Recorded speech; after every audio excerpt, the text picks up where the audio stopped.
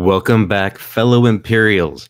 This is episode 6 of PSVG's The State of the Xbox Empire, your all-access pass to everything Xbox. Joining me this month, is the one and only Mr. Donnie Reese. Greetings, Kooblings!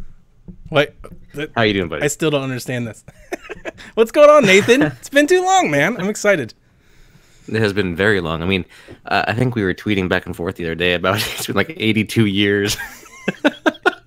We should start keeping like dog years count of like when the original 4 actually, like when the Avengers, PSVG's Avengers get back together in pod. Or how many times that's actually happened. You know, it happened like the first 10 episodes, and it's only happened like 4 episodes since then. Yeah, I mean, so the first few episodes were you, me, and Kevin, and then I think Kyle was like our fact checker for a couple ones, like because something happened where he couldn't actually join in, and then like later on he did come in. Yeah, those were fun times back then. In the archives, right? You can still access to those. Yep. Wow, those are the dark times. Wayback Machine. We don't suggest that you do that. Don't do that. Yeah. But hey, this is the State of the Xbox Empire, PSVG's first monthly show. We like to set trends here at the Xbox Empire, and Xbox in general likes to set trends too. In fact, they have something now that they introduced today called Xbox All Access. They officially announced that today, and this isn't new to the Xbox platform. Actually, they did something similar with, I think it was Cox Cable or one of the cable providers in the 360 era that would let you use your Xbox as a top box instead of using their system. It would also be a little extra fee per month. I remember that. It was, so it was new back then. This is not new to Microsoft to do, so it's kind of cool to see them doing it all themselves, though. It's all funded through them. However, out of the other of the big three, we'll say, they're the only company that I think has done this. Is that an American mentality, do you think, or is that just the way they are trying to get some consumers back in their court? I think it probably is an American thing. I think it probably has something to, greatly to do with the fact that they're American based and that this is their primary market. Devin had also mentioned in the chat earlier, I didn't fact check this or not, but he mentioned that several retailers had tried to do these programs at various points in time as well. These lease to own, I guess, programs, but I don't think any like digital services included. I'd imagine it's just hardware. So it's very neat. It's very phone model stuff, but Dell, like the Dell backing program that's kind of supporting this, they do the same thing with computers. So you can go get a new Dell laptop, for $23 a month for 2 years and stuff like that. So yeah, it just kind of fits that model they already have. Yeah, it's interesting. So with this Xbox All Access, again, it was rumored and then it was officially announced today as we record this on August 27th. It's 24 months and it's 0% APR, so there's no extra fees on top of that. What it includes is an Xbox One console. You can choose either the S or the X, varying fees there. But it also includes Xbox Live Gold for that duration, as well as Xbox Game Pass. Yes. That is a fantastic value. Like, let's hold on for a second here as far as looking at this. For somebody who wants to play 4K games, that wants to get in on gaming, but maybe doesn't have the budget to do so, this is the best way to get in. If you want to get in a modern console and you want to get in a 4K console, let's say with the Xbox One X, you can do this for $35 a month. You get Game Pass, so you get access instantly to 100 games, in addition to like Forza Horizon 4 when it launches, Crackdown, and the Master Chief Collection is coming on it next month with a 4K patch. So this value is tremendous when you look at everything that you get as a new gamer, especially to the Xbox ecosystem. Donnie, if you were a new person coming into the Xbox ecosystem, would this be alluring to you? Not now. That's kind of my takeaway from this. Not now, not at this point in the game. I guess if I was a smart consumer, if I kept up with trends, if I knew, that new consoles might be coming, if I was, if I watched E3 and saw Phil Spencer already talking about the next Xbox, I would be a little concerned of locking in to a 2-year commitment to this current Xbox, kind of at full retail. I just know that, with specials and whatnot, you can get a better, I think a better deal over the period of time. That said, if it was kicking off a new console, if this was a program that Microsoft looks to keep indefinitely, and when the next console comes out, this is something they hope to push, it would be very enticing. I actually think the only real big downfall to this current offer is the fact that there's no upgrade at the end of the contract. There's no upgrade clause. Like with phones, typically you get an upgrade. You can upgrade a year, an upgrade per contract. If I could lock in today and be told when our next thing comes out, you can upgrade, at no cost if you just renew the length of your contract, then it'd be far more enticing. I'd be way more into it then, because you're kind of future-proofing some expenses.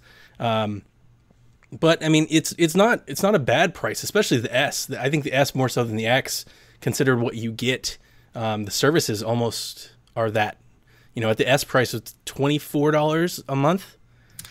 $21.99, I believe. And let me fact check. Xbox Live and Game Pass is $20 of that on a per month basis. $21.99. Yeah, so you're getting an Xbox for $4 a month. It's a pretty sweet deal. Whereas the X, you're paying for that premium hardware, as you should. But I think the X deal over 2 years is like $800. And that's quite a bit, even for the X. Right. So I did the math earlier, just kind of thinking about it. And in the X 2-year contract cycle, taking everything for face value, so $500 for the X, $120 for 2 years of Live, and then $10 a month, so $240 for Game Pass. Putting it all together, you actually, in the long run, are about $20 under cost for all that. So you're saving a little bit. However, as any of us gamers know, you don't buy Xbox Live at full price. You don't. You wait around for deals. You go and you get on Amazon or Best Buy or wherever, and they usually have deals where it's $10 off or something. Dude, I didn't buy Game Pass at full retail. During E3, they were selling Game Pass at half off. I bought 3 years of Game Pass. I'm in. 3 years. Dude, I bought as much as you could give me. I was like, is this something I'm planning on having forever? And it is. I'm like, I love Game Pass. It's the thing that brought me back to Xbox. It's probably the #1 feature. If there's no Game Pass on the next console, I'm going to be furious. You have no idea. Like, hell hath no fury, like Donnie Reese, if they are like, what, the Game Pass? We don't know what that is. But I don't expect them to do that. I fully expect them to walk out with an awesome new console that plays the 80,000 Ks and melts faces, and they're like, Game Pass day one. Here's a bunch. We got Halo. There's games here day one. I'm expecting to come home with my brand new Xbox, plug it in, and games, and just go. That's what I'm looking forward to. So with Game Pass, I was all in, and I was like, why not save myself future expenses at half off? Why would you not? Like, if you love Game Pass like that, and that's your expectation as I had, why wouldn't I buy multiple years of it? Why would I just go with one? I'm going to buy it next year and the year after anyway. Might as well keep buying it.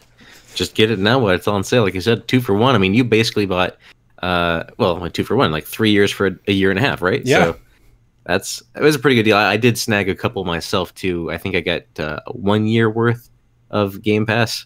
So it's a sweet deal. And there was actually a pretty good deal too on Live at one point during this last recent sale, and I got that stacked up through the next 3 years. There was a pretty good deal. I can't recall what it was off the top of my head though. But this all access, Donnie, is this an attempt for them to get people in that are PlayStation 4 or Switch users, or are they trying to lure the people who have not yet jumped onto the new console generation? I think it's probably the latter than the former. I mean, I always think every one of the manufacturers are always trying to appeal to somebody, to everybody, to as many people as possible. I just think this is getting their product at a price level that might garner interest that the current price doesn't. I mean, I really think that's what the whole thing is offered at, because I don't think you're going to be seeing, $800, $500 on the contract. What they're going to be seeing is $22 a month, $34 a month. You don't even have to pay us now. There's no upfront costs, right? You just walk out with an Xbox, and we'll get you at the first of the month or whatever. That's the sell. It's like, hey, you want an Xbox? How about an Xbox with Game Pass and all these games and all this? It's an easy sell to like a parent. It's $34 a month, and all of the monthly fees that you're already going to have to pay are already included. You know, they're not going to go through all the nickel and diming. That's the sell from the salesman's part is you can buy an Xbox, but then you're going to have to buy Live, and then you're going to have to buy Game Pass, and you have to do this. Just buy this, and it's taken care of. You know, it's convenience. Right. Just $22 a month. Your kid gets the console. There's games on the box. They can play online with their friends. You're done. Quit worrying about it. Just give us a credit card. We'll charge it every month, and you go on about your merry way. And, you know, the thing is, I often say this on all of our podcasts. I think we get way too in the weeds of what we think other people should do because we're these enthusiasts that are like, you know, how many people even know that this is a thing right now? Like, how many people check xboxwire.com?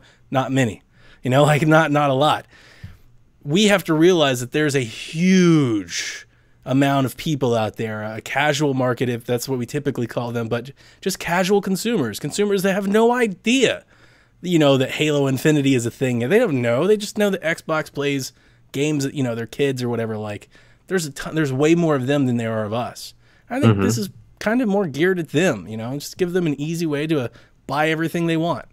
You know, could you imagine being 45, never grown up with games, and your kid wants to buy a game, you walk into a store and they got the X and the S and this old thing and the new thing, but the new thing plays the games from the old thing, and you got to have the Live. Dude, it makes a lot of sense. Just $25 a month. Here you go. Done. You saved me a lot of heartache. Done. I mean, so let's talk about that for a second. You said walking into a store. I don't think that this particular offer is available to anybody walking into a store. I think this is still definitely something that they'd have to go to this website to do, to sign up for. Best Buy is not going to advertise this because Best Buy wants that unit sold. Yeah, I think it's only Microsoft stores. Right. I think you can do that. Microsoft stores. Okay. Yeah. Well, that makes sense because, you know, Microsoft Store, they don't care. They just want you to have the system. They just want you to play the games on that system and spend time there. So, Donnie, you mentioned something as far as somebody walking into a store and saying, you know, I want to get this for my kid, $35 or $25 a month, and say all your services are included. So, just again, stepping back to that scenario, they've never had a console.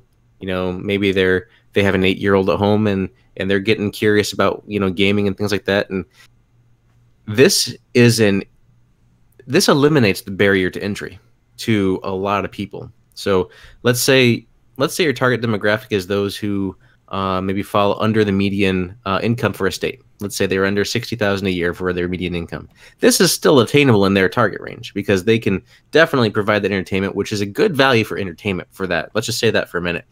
$22 a month for, you know, getting a new Blu-ray player, a 4K Blu-ray player if you had a 4K TV, and for the access to 100+ games and brand new Xbox exclusive games when they come out.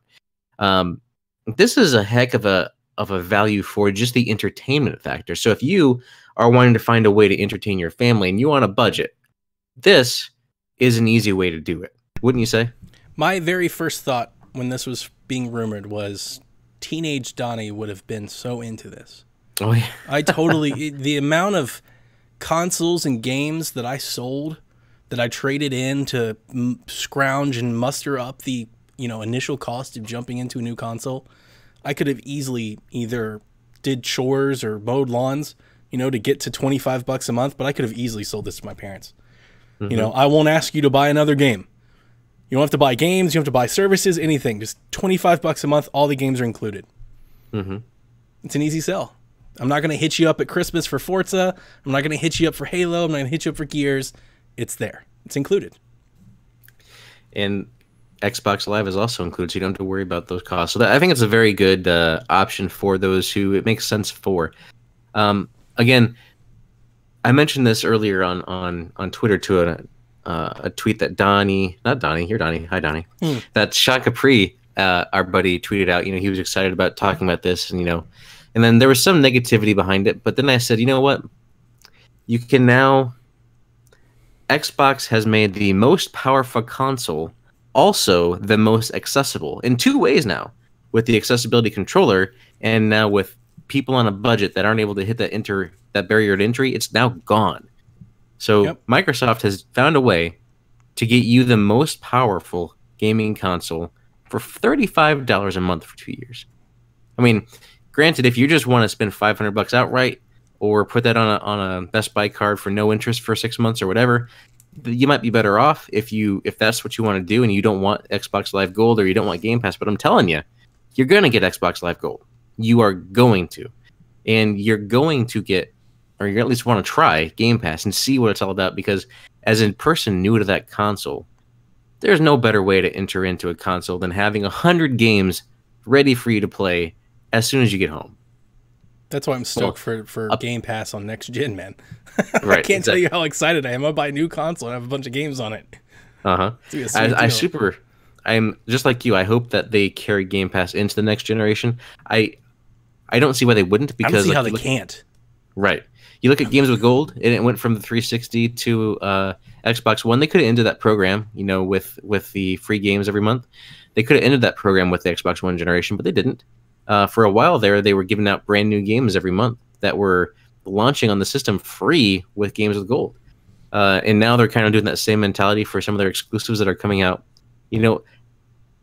Doing this right now is a really good idea, because you're getting that fall season, and you're getting into, Forza Horizon 4 releasing just around the corner. Ooh. Then you got Crackdown around the corner. You have access to all the Halos on Game Pass. You have access to a pantheon of games. All new updated Halo. All new 4K Halo. 4K Halo. All new Let's talk about that. All new lobby Halo. Yes. So apparently they've decided to go ahead and fix the Master Chief Collection about 4 years later, 3 years. I never really had a problem with it. I don't understand what everybody's so upset about. But I'm also not like, super Halo. But I played it. It was fine. So, if you played the single player, you probably didn't have any problems. That's all. But if you were wanting to play multiplayer, because really, to a lot of us that grew up with the consoles and with the game, that's what it was all about, was that multiplayer connection. And to be honest, Halo introduced matchmaking. So to see it matchmaking not work in the Master Chief Collection was kind of jarring.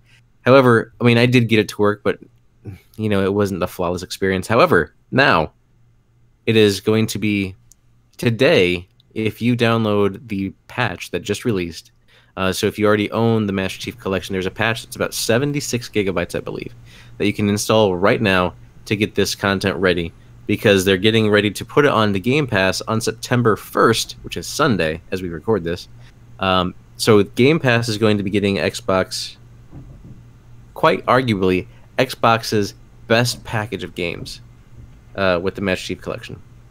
So with that, just as a recap, you get Halo 1, 2, 3, and 4, and I don't believe it now includes ODST, but I think you can still purchase that for $5. That's correct.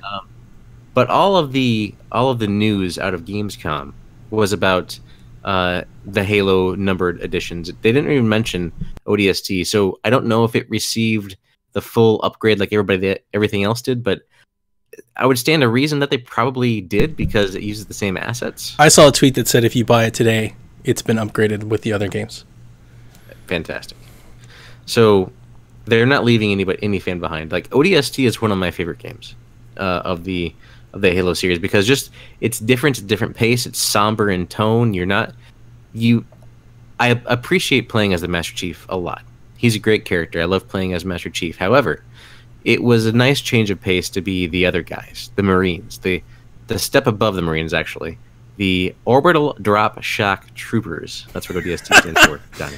That's the one that Q actually recommends that I play. He's like, I think you would like ODST the best, knowing how I play Gears and I guess the other things about me. That's the one he's telling me that I should play. I definitely think that you would enjoy it a little bit. Maybe so tell me this. How do you like the Master Chief style of play, where it's you versus a million, and the odds are in your favor? Yeah. No, I played. I enjoy it. I played the first one to completion. I played the second one to completion. I gave up on the third one, and I gave up on Halo 5. I didn't like 5 is like my least favorite campaign of the bunch, to be honest with you. It's definitely not something I was enjoying. So I gave up on that one pretty early. But 1 and 2 I liked a lot. It was cool. I'm glad I played them. I always wanted to, knowing, you know, how they feel for folks. I always thought that would make a lot of sense to have that in my repertoire. It was one of those big blind spots that I never played. So I'm glad that I did. But I like those more than the newer one, I guess. Right. I mean, what'll be cool to me, I think, is going to be interesting to check out Halo 2 Anniversary in this edition, because they redid a lot of Halo 2 for the Master Chief Collection to make it this Anniversary edition. And seeing it now in 4K with the 60 frames per second and everything is going to be, it's going to be great. I can't wait. I mean, I guess I don't have to wait. I can probably go downstairs and play it tonight with the new update. I already downloaded it. Did it actually make it 4K now? Yeah, with HDR. I haven't turned it on, but I did see all that. I saw the blog post, I saw the details, I watched the trailer announcement, all that. Yeah, it's all 4K, it's all frames, the matchmaking lobbies, it's all supposed to be better now. That's fantastic. Xbox One X making it breathes new life into older titles, and I think it's fantastic. So, Donnie, I remember you mentioned to me on the Discord over at Make Us Better, the Make Us Better Discord. Go check it out. You mentioned that you picked up GTA 5 recently. Yeah, on I Xbox. Did. Talk about a blast from the past. I'm also playing GTA 5 online. I've been playing. I don't know why, but it's just got hooked to me just all of a sudden. And you know, you said that there were rumors of a 4K patch for the Xbox One X. I haven't actually heard these rumors yet, but you are giving me some hope, because I've been sinking a lot of time into this game, that maybe around Red Dead Redemption time they're going to be like, hey, this is Rockstar and we're cool and here's everything else now that we've done. Because I think that'd be great. Even though it still looks fantastic, GTA 5 does on the Xbox One X, it's not really getting any updates or benefits outside of the normal system processing that you get as enhancements.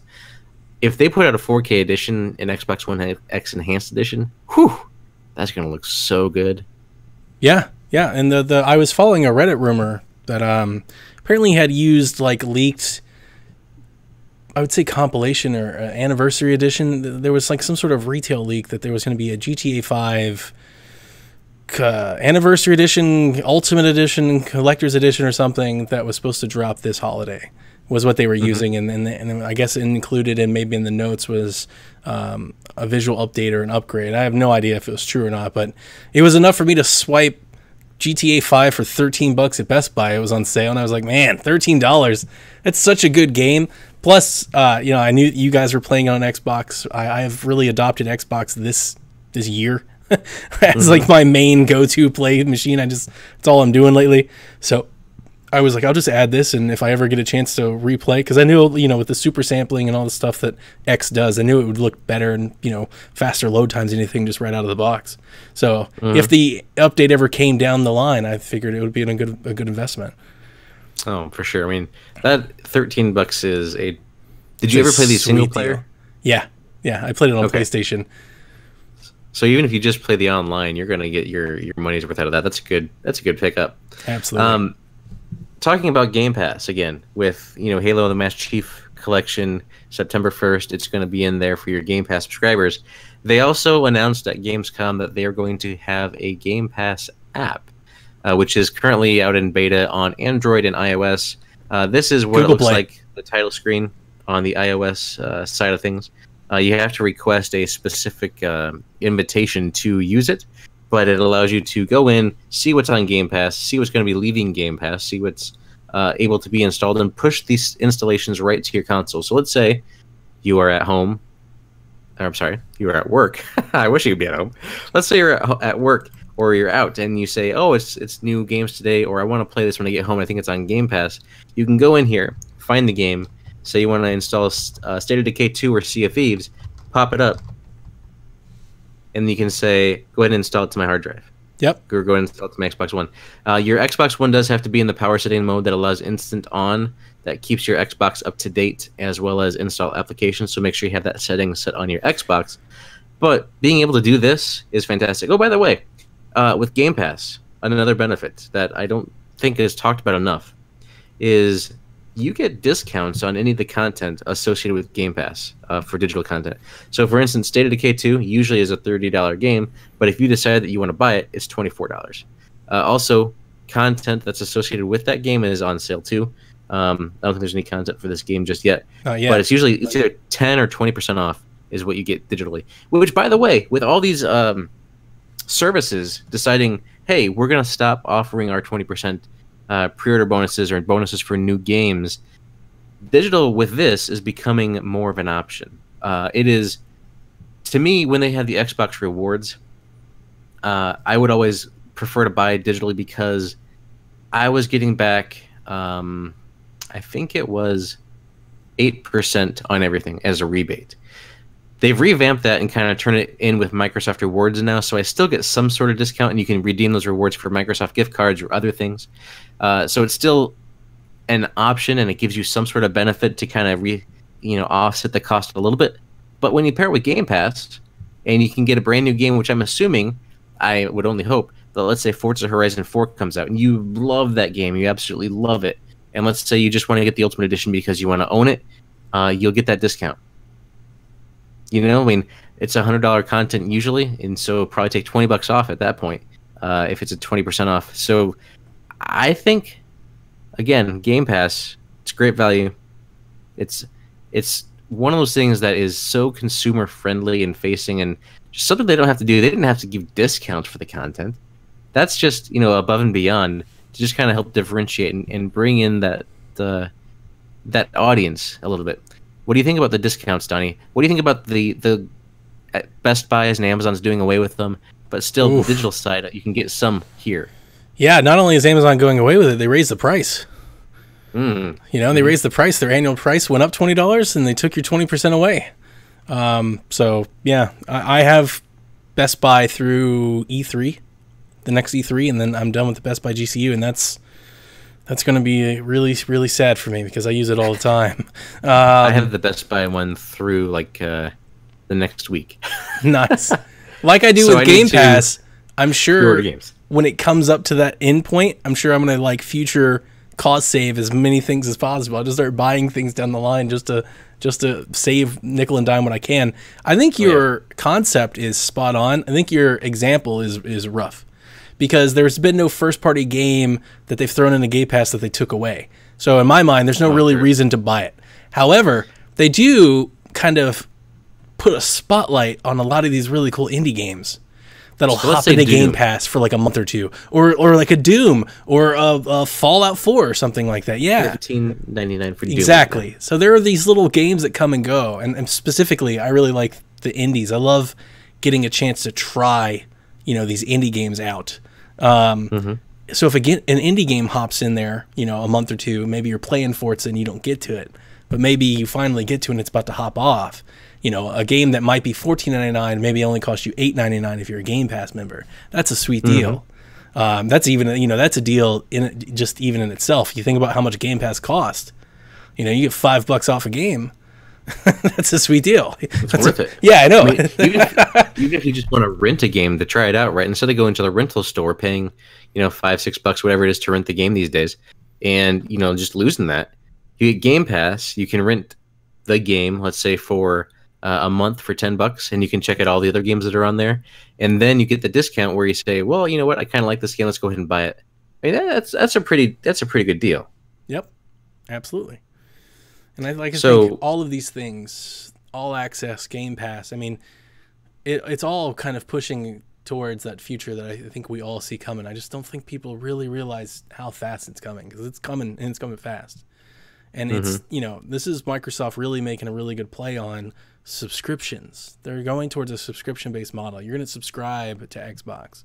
You're not going to buy Xbox. You're not going to buy a game anymore. You're going to subscribe to Xbox. You get access to all this content.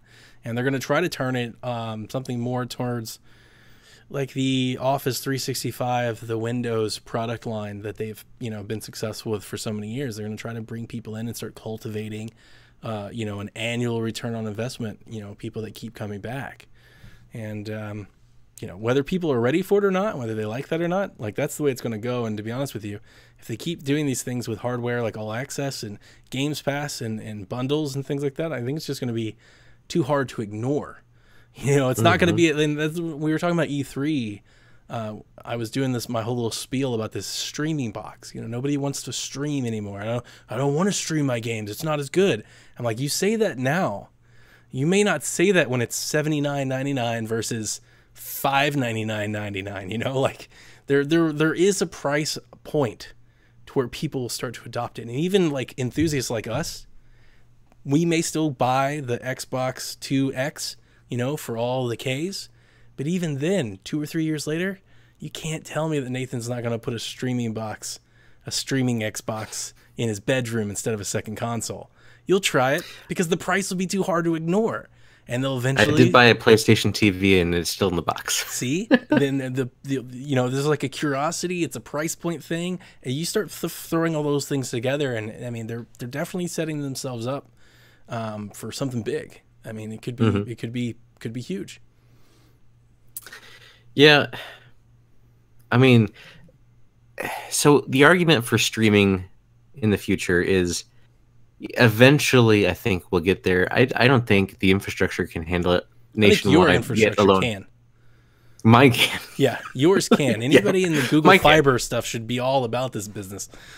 I don't have Google Fiber. I have a different company, but it's fiber to my house nonetheless. It's fantastic.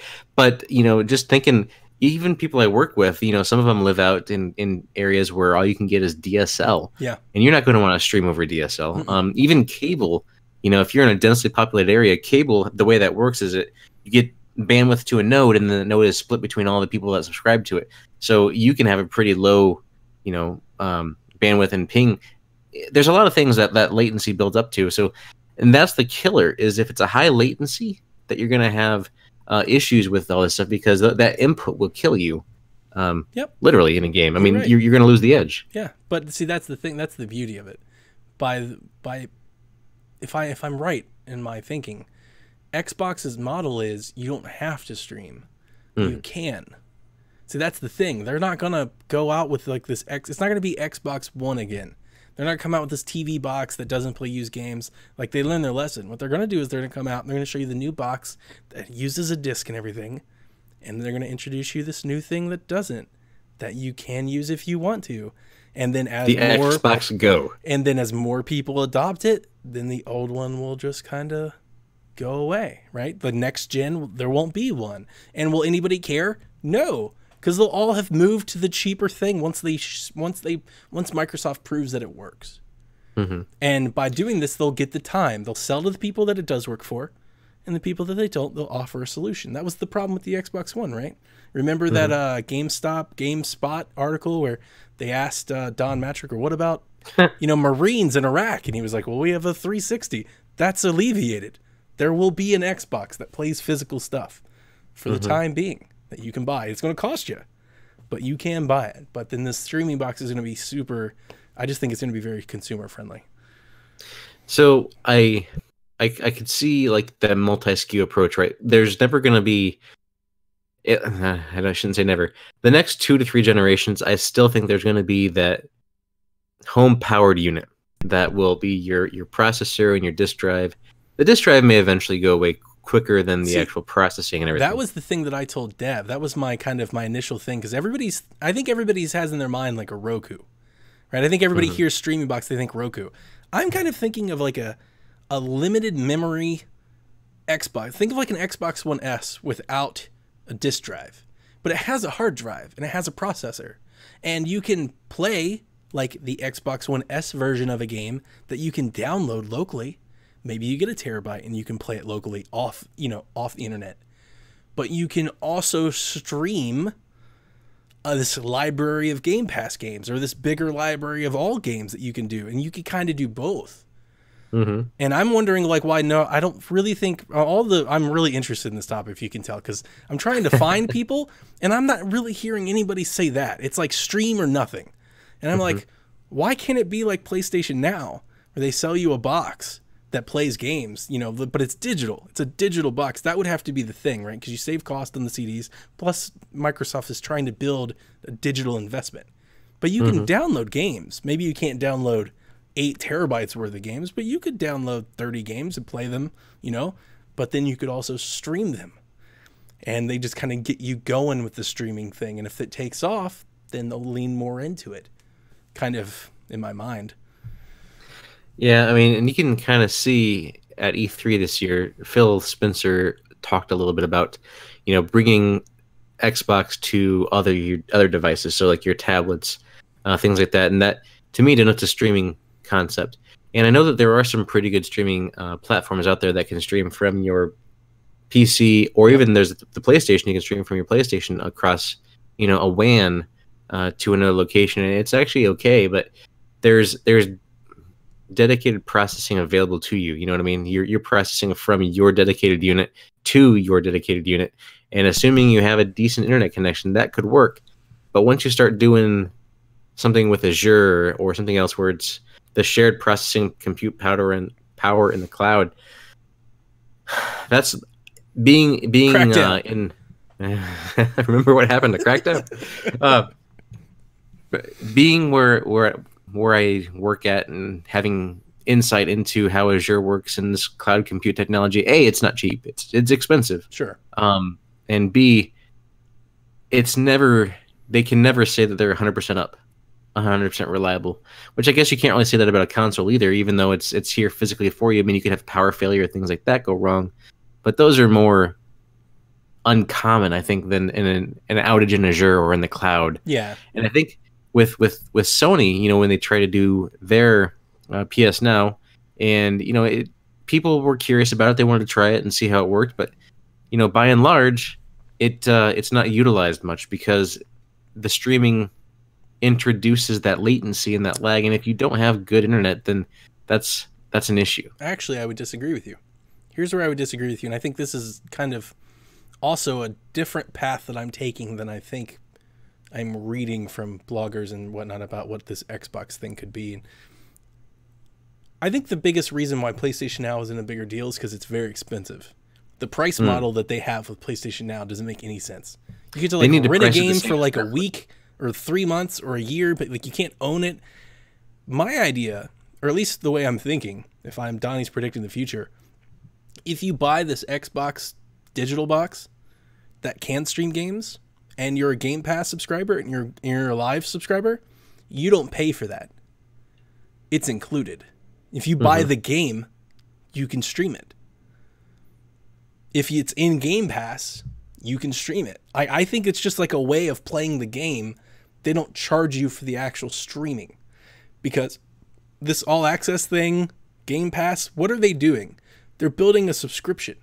The subscription model is only as valuable as the amount of people that subscribe to it. And the moment they start introducing all of that, I think they lose everybody. And I'm pretty sure, I think Microsoft's too smart for that. So I think they'll just let you stream games. So, it could be like you could download 40 gigabytes of this game to play it and wait an hour, or you could just start streaming it. You can stream it right now. It goes live at midnight. Play Red Dead 2. And, those that can't won't, but those that can will.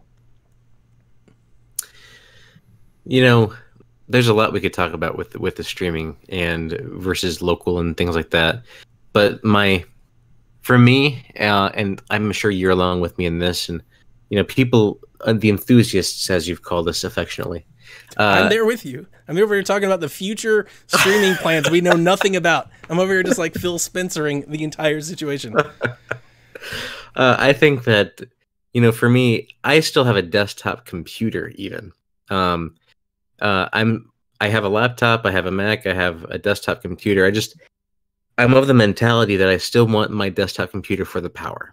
I still want to have it for processing and that data, being able to do voice and video editing and things like that. Like, I have it chocked full of memory. I have 32 gigabytes of RAM, or maybe even 64, on the solid state terabyte drive and everything, just with an i7 drive or processor, so I can just do what it needs to do. I'm the kind of guy that's still going to want to have all the Ks, like you said. I'm a guy that's still going to want to have that local processing power. I don't want to rely on the cloud. You can augment me in the cloud. That's fine. But I still want to have a guaranteed experience wherever I'm sitting, whether that be in my office, in my computer, wherever. I want that guaranteed compute power. I'm So with you. for me, I mean, it's not for us in a way. I mean, like you said, maybe curiosity factor. You want to just try it in a different Additional room. boxes, different rooms, different TVs. Yeah. No, I'm with you. Actually, let me ask you a question that Devin asked me. Because Devin said when the next gen starts and PlayStation has, as he said, if they power bump Xbox again, he goes, Donnie, you're just going to go back to PlayStation. He might be right if that was to be the case. But my rebuttal to him was, I don't think Xbox is going to allow that to happen anymore. I got to think that that's like number one of Phil Spencer's Xbox console to-do list. They love saying, we make the strongest box possible. Mm-hmm. You don't outpower Microsoft. They're going to make a stronger box. And here's my rebuttal to Devin was, if PlayStation comes, so let's say Xbox goes next year and PlayStation comes a year after. If PlayStation comes a year after and does an upgrade, I just expect Microsoft to turn around and produce another upgrade. They've shown it this gen. We have the Xbox OG, the Xbox S, the Xbox X. They'll just keep doing it until they have the marketing blurb that they're looking for. What do you think about that? So I definitely think that with this new era of Microsoft, and it's not just Phil Spencer. I want to be clear that sure. Phil Spencer He's just the face. Yeah, I mean, and as if you're on our Discord, you know that we praise Phil Spencer for everything. But it's also Satya Nadella, the CEO of Microsoft. When the other guy stepped down that Satya took over for, it was long overdue for him to pass the torch. His views were, he was wanting to force what he thought was great down people's throats rather than listening to what the people wanted and executing that vision accordingly. With Satya, he's got a different mentality where he comes and approaches it. He's understanding what people want, thinking about what makes it better, taking that Steve Jobs type approach of giving them what they don't realize they want just yet, but then people coming around to realize, oh, I do want this. And Phil Spencer is very much aligned with that vision, and he can execute that on the Xbox side, which is what we talk about. But you look at the Office side, you look at the Windows side, you look at all these other products in the Microsoft portfolio. They're all adopting the same mentality now, which is very much driven from the top. So I do think that Xbox wants to be known as the most powerful place to play. They want to be known as that. They also want to be the center of your living room. However, I think what's more important to them at this time with this climate is being the most powerful place to play. I think it's apparent in the way that the company behaved once the Xbox came out. They were quick to brag about it. They invited Digital Foundry, like all of the, Mike Ibarra, everybody. They love talking about it. They're a PC company. Like, make no brass tacks about it. This is what they do. They love PCs. They're just like you, Nathan. They're just like me. I'm sitting over here in a 1 terabyte machine in an i7. They do the same thing. They compare specs. They've probably got Xenon and i9s though. So I can't tell you. Like, you have to know. Like, they probably just were miserable at the start of this generation when it was all 900p versus 1080. That had to bother 80% of the people that showed up to work in the Xbox division. They had to just be like, oh, grr. So that humble pie, though, it fueled what we have today. Yep. And I think they're going to lean into it. That's the thing. I think they're going to go, see what works? This works. That didn't. Now let's lean into it. And I expect the next box to be a beast. Well, remember the history of Xbox and them introducing it with the big Duke controller behemoth box, right? That was alongside the one PlayStation that was 2 actually era. Shaped like the X on stage. I saw it chrome at Microsoft. Oh, that's right. You went there. Yeah. How was that? I went to Microsoft. That was great. But let me finish this point first. So looking at the history of Microsoft, the Xbox was more powerful than the PlayStation. It was more innovative. It had the PlayStation 2, I should say. It had the Ethernet port built in. It had better graphics. It was pushing HD out of the console. So it was more forward-thinking from that aspect.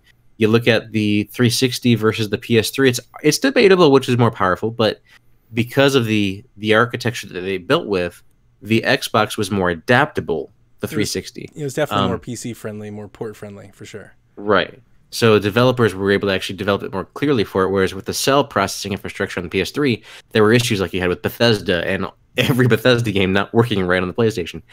But now Just you look get how to much this era. like the UI changed on the 360. We went from like the Uh-huh. blades to like the Metro. Like even today, I still have a 360. My son plays it, and we boot it up, and it still looks like a very modern console, as opposed to, if I could throw a little shade, as opposed to a PlayStation 3. You boot up a PlayStation 3, and it's very much like just the PlayStation 3 that you had. You know, they've made some changes, but more or less the crossbar, like the downloads, they still kind of like download in the bubble thing that you gotta like wait for, and then you gotta reinstall it. Like it's not elegant. Whereas like Xbox, you know, they're really good at all that menu design stuff, off stuff. And I know like the Xbox UI was bad for a long time, but they fix it. That's one thing that I really appreciate about Xbox is when they do something wrong, they definitely fix it. They're quick to move. You know, they improve things. And yeah, the Xbox, even today, the Xbox 360 is kind of still like a legit console. You know, like It if was a you great console. yeah, like if you have like a 7-year-old that doesn't care, you know, doesn't read Game Informer, doesn't know, right? If you just took somebody that has no idea about games and gave them a 360, they'd have a blast. You know, like, it's still easy to navigate, still plays great games, still looks great. There's a lot to choose from. You know, it's pretty legit. Live is still going. And exactly. And let's say they get an Xbox One eventually. Probably half those games that they have are going to play on the Xbox One, so they can still play the games. So thinking about you know, just the Xbox and the power and the history. What happened after the 360 quote unquote won that generation was PS4 came out at the gate with the higher memory RAM, the higher speed RAM, the more powerful processor, pushing that 1080 content and really like leaning in on the game side. Whereas Microsoft kind of was like, oh, we can just, you know, take it easy now, and everybody's going to want what we give them because They we say thought they they want it. had the market. They Thought thought the they had it market would cornered. just come with them. Mm-hmm. Yep.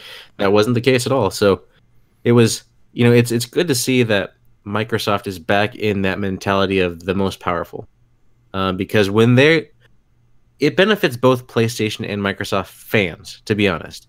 If they are both in this arms race of who's got the better console, who's got the cheaper price, who can innovate, we're going to get great content Who's got on the both best games? Who's got the best exclusive? Right. Who's got the most exclusives? The only I person mean, just that look wins at- here is us. We're the only people Exactly. that win here. We get cheaper games, more of them on cheaper hardware, more often. It's And absolutely. just think about with you know, PlayStation is known for those, you know, the third party exploration exclusive games that are very cinematic, plot heavy. They're known for those type of games. What's Microsoft doing right now? They're building their own development studio in Santa Monica, you know, and taking some of these people who have worked on some of these fantastic titles from these other platforms, bringing them on board. If you didn't have that competition, there would be no cause for them to do this. Yep. And by them raising this bar, Sony's going to raise the bar, and then Nintendo might come in and raise the bar. You know, you never know what happens. We're just carding. We're playing the same card game we've played since Nintendo's a 92, wild man. card. You never know what they're going to do. They're just like sitting over there, like, let's just do this. Yeah, we just do our own thing. Like when you zag, they zig. So it's just like Right.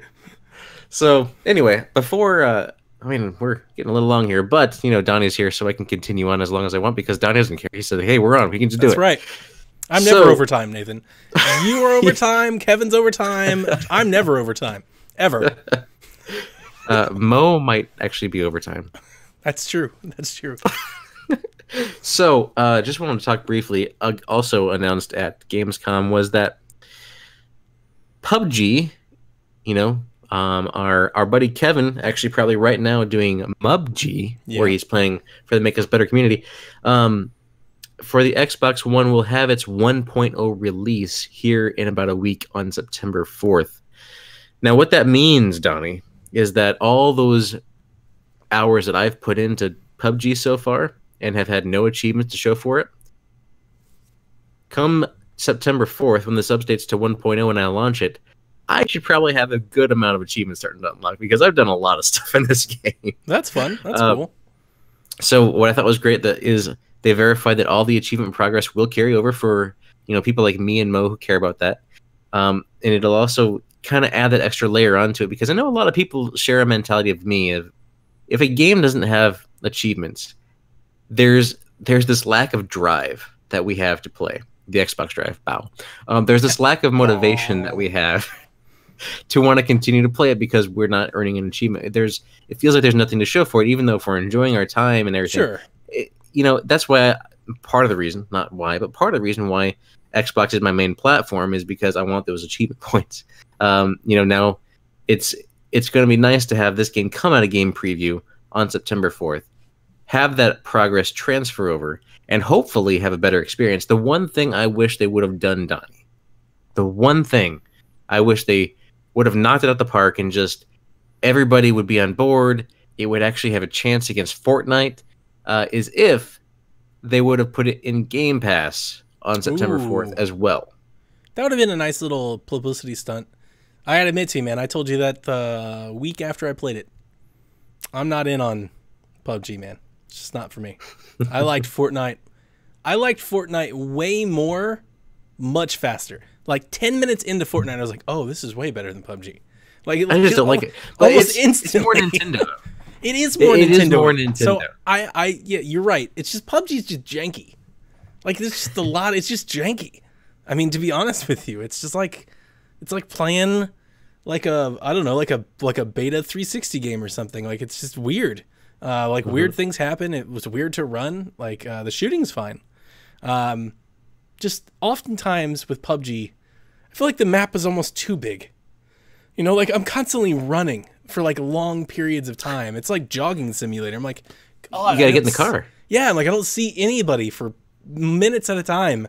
I don't know. I wasn't really digging PUBG. I never forget, man. I told you like that loading screen, that plane. This is like the worst looking plane ever. It's like, what is this game? I hate to come off as a PUBG hater, but yeah, I kind of am. I mean, it's not for everybody. It's definitely an acquired taste. I mean, I enjoy it more than Fortnite. So I think you'll move on with Battlefield and COD as the bigger studios start releasing their versions of PUBG. I think you and a lot of people will find, solace in something else.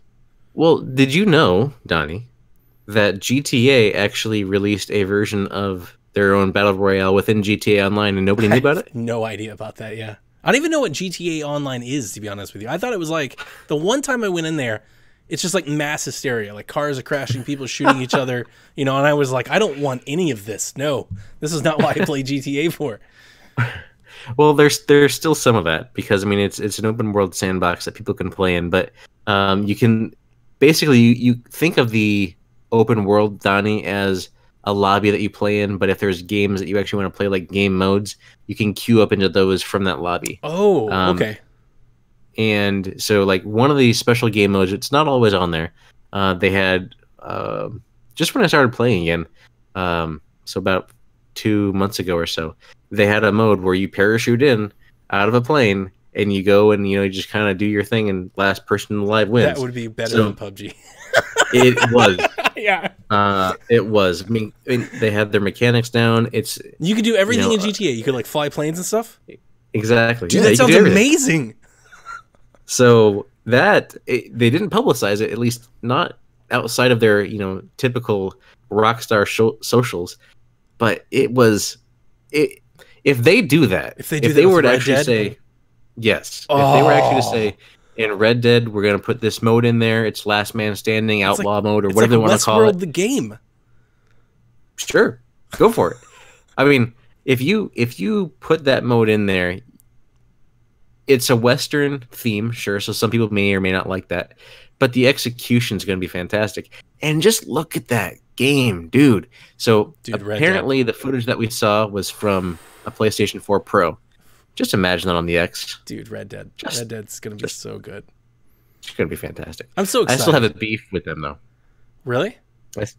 So I pre-ordered it on my Xbox One. I remember this. They were supposed to give me a pre-order bonus of $2 million. Mm-hmm. And that was like a month GTA actually Online. over. Yes, for GTA Online. If you pre-order Red Dead Redemption 2, they'll give you $2 million. $2 million. $2 million. So I was supposed to receive this via Xbox Live messaging within 5 to 7 days. Cool, whatever. So a week and a half go by because I'm in Seattle.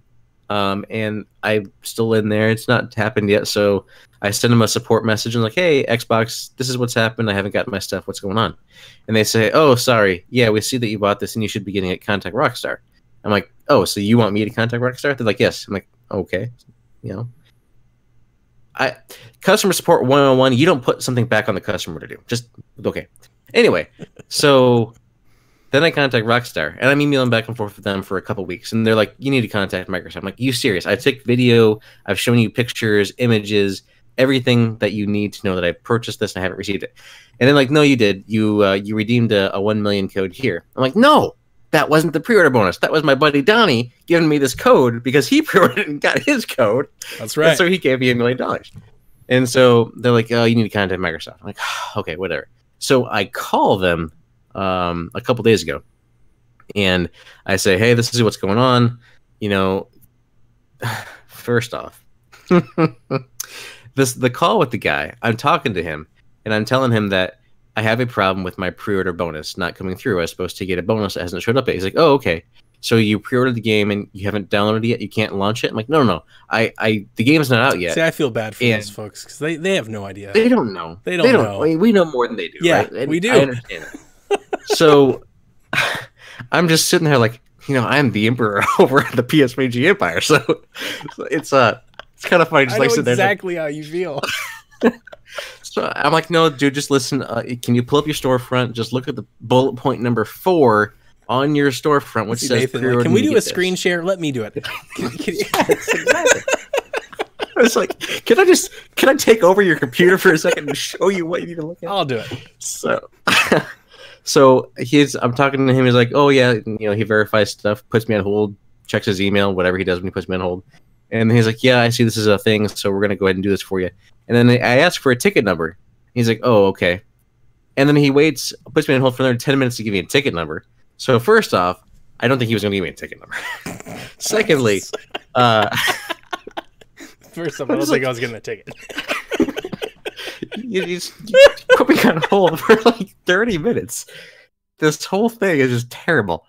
Anyway, I'm still without my $2 million in GTA Online, and I want to buy stuff. So it's just one of those things where I don't know. I have a little bit of beef with them right now. I'm hopefully I got mine instantly. by the time I do. And it sat there in weeks for 2. Like, as I gave you one code, but I gave Lucas my Red Dead Redemption code for his birthday because I saw he was playing with you guys. And I honestly didn't even realize it sat there for like months. And then I saw you guys were playing, and I went to go. I was downloading an app or something, the Xbox app. I checked. I don't know. I saw a notification. I clicked on it. I was like, oh yeah, I have all this money sitting here. Lucas, do you want this money? He's like, yeah. That's hilarious. That sucks for you. I'm sorry, man. Oh, it's fine. But it's one of those things where it's like it's $20 worth of stuff, pretty much, because that's like what they translated to in the online stuff. It's like $20. So $2 million. Yeah. So I think that one of these days I might get it, but until then, I'll be content with what I have in GTA Online. But by the time Red Dead comes out, I hope that Rockstar and myself are on Red Dead.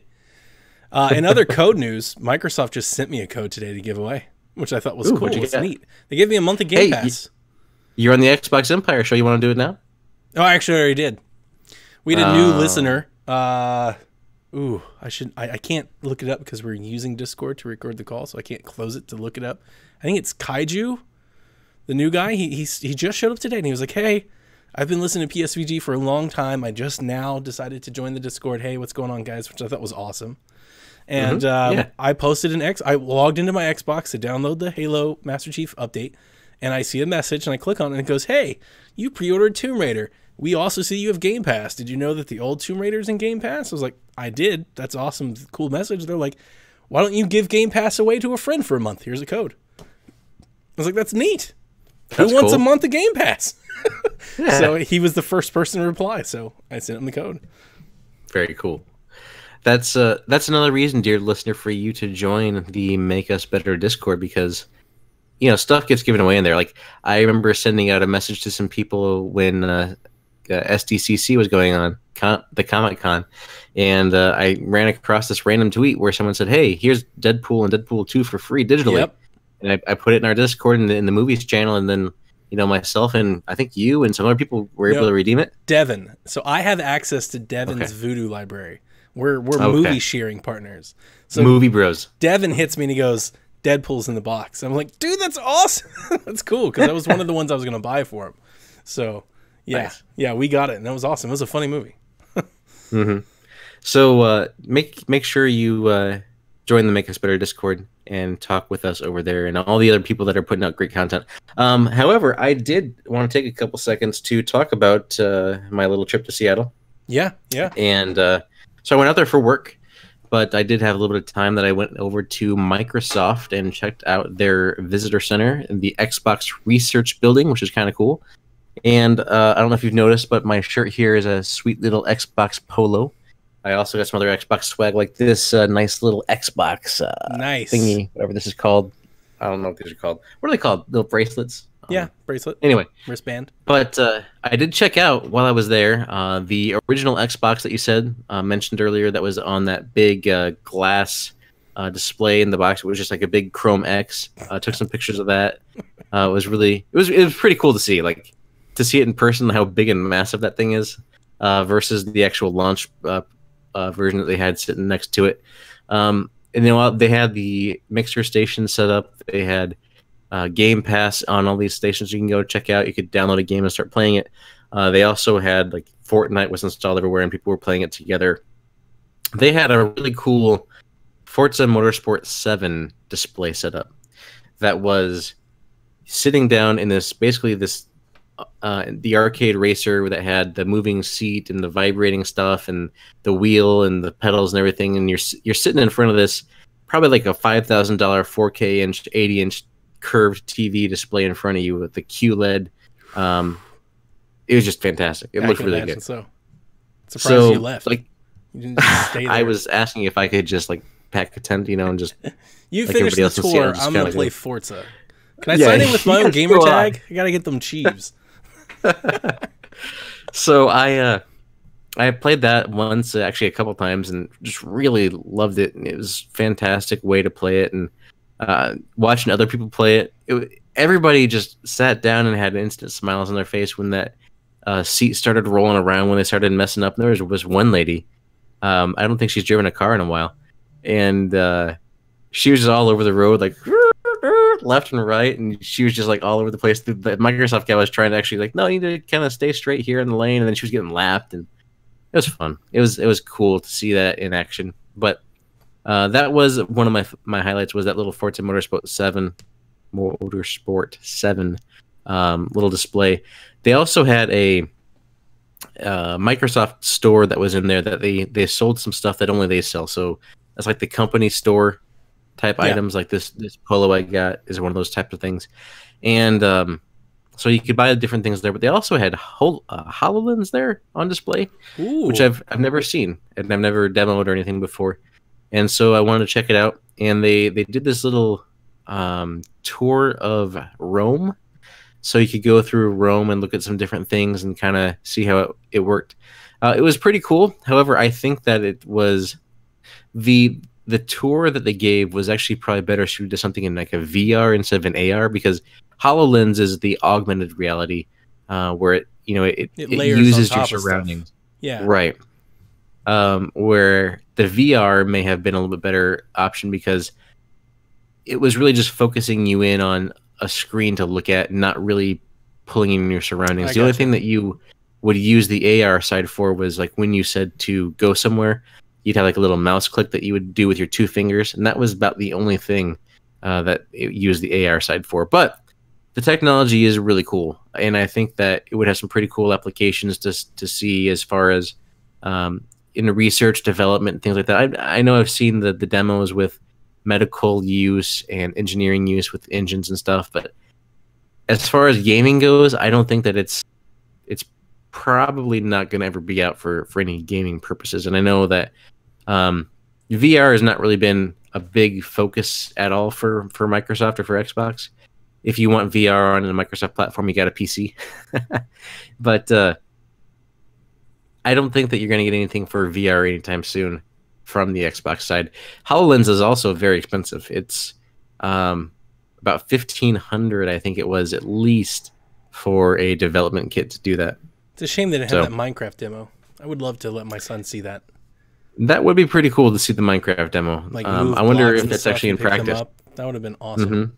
The only thing I've ever seen HoloLens used for that I was like, wow, that's going to be pretty amazing whenever it does make its way, was like they showed like press how to swap out a light switch. So they had like an engineer on the other end of the line. So it was like a customer service thing, kind of like you with Xbox. And then you put on the HoloLens, and like the technician, the electrician, was like, cut this cord, unscrew this screw. And I was like, that's awesome, because he's like drawing on your field of vision. I was like, oh, that's next level stuff. You know, that's cool. That's really cool. Yeah. Yeah. So checked out HoloLens. Took my tour of Rome. I looked around some other products that they had there, like the new Surface Books and the hubs and. Did you play Crackdown? Crackdown was not there. However, it was on a video. They had a video of the games up there that had Crackdown's video up there, but I did not actually play it. No, I did, however.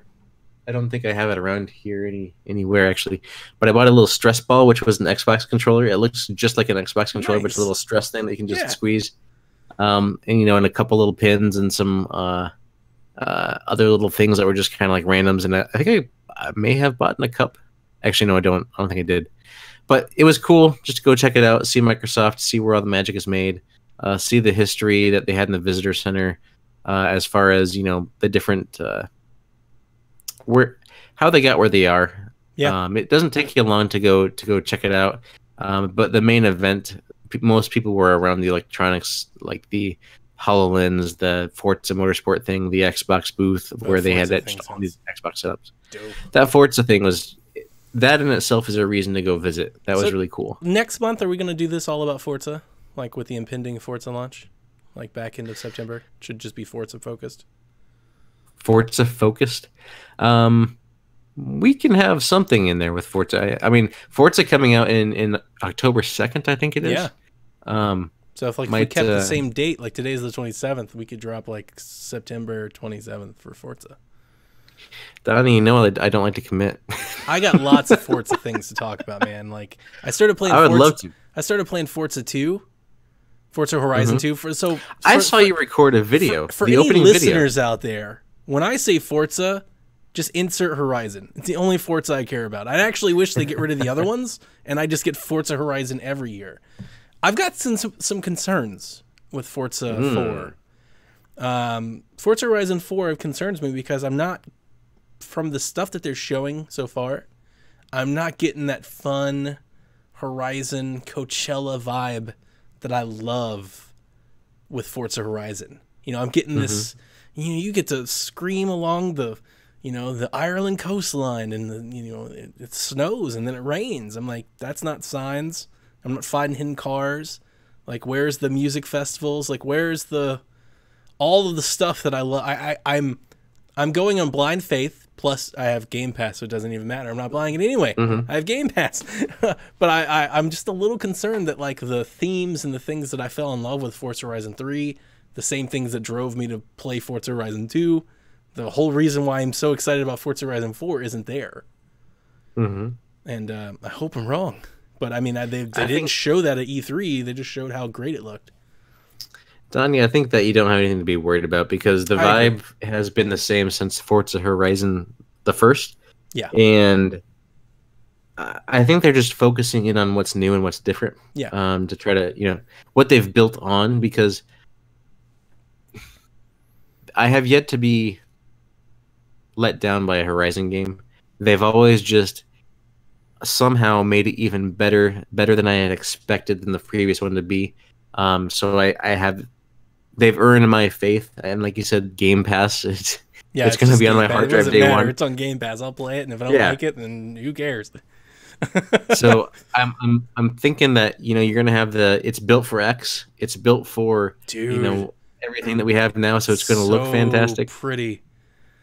I tweeted this earlier today actually because Seth Joseph Roy, PlayStation PSXP member, tweeted or he did a YouTube stream of him playing like F1 or something, and I was like, this is a great injustice this generation, that like the biggest racing game fan on the entire PSVG staff has never touched a Forza game.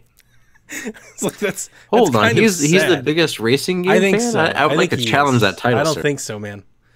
I don't think so. He plays like every racer. Like he's played that like monster truck Red Bull game. Like he plays all that stuff. Like So, the difference is I don't you play have the Forza, cracky. so you just play Forza. Yes, He's that's still true. out there. He's still out there, you know, walking the land of the blind. He's trying. He hasn't found Forza yet. He hasn't been awakened like I have. Like he doesn't know. So You know, doesn't he have a computer? I don't know. I don't think so. Not one that I think could run Forza. I don't think. Like a Windows 10? Yeah, I don't think he's got like anything that could actually run Forza Horizon.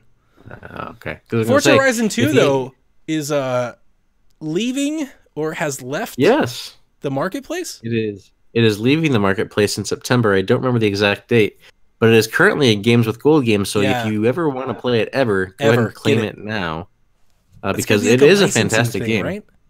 Yeah, I think it has to do with the music because it has all kinds of radio stations and Yeah. music in there. Usually, when a game leaves like this, it's due to some sort of licensing rights. They only secured the rights for X amount of years, and that term's expired. So they can't just take the music out. It's got to be something fundamental, probably, to it in some way. So that's And what's to be going clear, on when we say it's leaving, it means you cannot buy it anymore. Like after on September, Microsoft's Yeah. digital store. yeah, like it's gone. And they're also, Mm-hmm. I believe, they've most of the DLCs marked down for free too, because I downloaded all kinds of stuff for it, hmm and I enjoyed it. Yeah. It's good.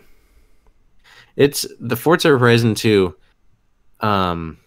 If you haven't played it, first off, if you're listening to this podcast, even if you don't like racing games, Racing if you games. just like I'm with you. good games that are fun and just like very engaging and keeps your attention and can pick up and go and stop at any given point and just race and see beautiful vistas and everything as you do it, just go and check it out. I mean, it's free if you have gold, so you're not losing anything. You're just losing a little bit of data and a little bit of time to check it out. But I guarantee if you don't get sucked in by that first, 10, 15 minutes by those opening races, that's the whole vibe that they're going for Forza Horizon. And if you don't like that, then it may not be for you, but it's fantastic in my opinion. I still think 3 is a lot better. Having 3 played is better. both. Yeah, 3 is a lot better in my opinion. Mhm. But it is one And of the my Hot Wheels DLC. One of my favorite things that have happened to me since we created PSVG together was you telling me to try Forza Horizon 3. I had no idea that I would ever like a racing game. I had written that entire genre off for so long, only to find Forza Horizon 3, and I can't. I'm stoked for Forza Horizon 4. It's It's- right up there, man. I mean, seeing you get into it, I was happy about that. For like I'm not all gonna different lie, I was happy. reasons. Mo's uh-huh. all like, I got all these cars and I'm beating Brian, and you're like, I've sunk X amount of things. Me and my son we were like, we ran through some signs, we jumped over mountains, like we're just doing all kinds of dumb stuff. I just like the open worldness of it. I was hitting all those speed traps. Oh man, every Yeah. speed trap I found, I did that for an hour. And then breaking those signs, finding those hidden barns. Those hidden barn missions are my favorite. I could use 10 times more hidden barn stuff. Let me just drive around and go find things. Those things are a blast. So I'm good. stoked. I'm stoked. Forza's going to be great. Forza is going to be fantastic. But like you said, we may talk about that a little bit more next month, so let's hold anything else until then. Forza month, starring Sean Capri from the Xbox Drive. It's all drive focus. It's all car focus. Bow. I hope Sean listens. I know he does. Hello, Sean. So, Mr. Donnie Reese, I did want to thank you for coming on again to join me on the State of the Xbox Empire. Where can people find you, good sir? You can find me and all of the PSVG folks over there at the Make Us Better Discord community, which you can find if you visit our blog, psvg.blog. Click on the Discord link at the top. It's an automatic invite, and we chat all day long about why Forza is better than Spider-Man and all the kinds of stuff. No. Forza, it's completely different. Spider-Man would want to drive a car in Forza because, he can't always swing everywhere, and so he needs a car sometimes, and, he likes Forza too, so it's okay. Yeah, so you can come over there and if you want to kill some time in your workday and be amongst friends and talk about cool things and sports, and we don't even talk about games all the time. Just be anything. Come hang out with us over there in the Discord. You can also follow the entire team over there at PSVG on Twitter, and you can follow me on Twitter at Playin Nintendo.